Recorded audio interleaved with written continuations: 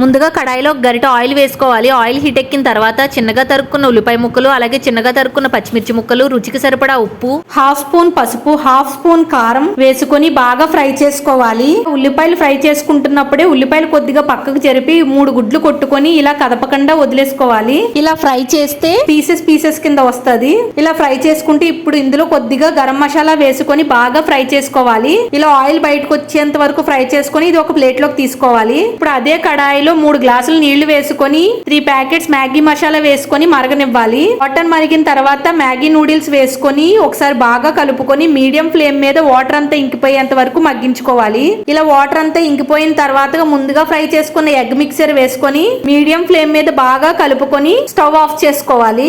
Instant Maggi egg noodles ఇలా చేసుకుంటే చాలా అంటే చాలా టేస్టీగా ఉంటుంది. మీరు కూడా ట్రై చేయండి, పిల్లలు కూడా ఇష్టంగా తింటారు. నా ఛానల్ ని ఫస్ట్ టైం ఎవరైతే చూస్తున్నారో సబ్స్క్రైబ్ చేయడం మర్చిపోకండి.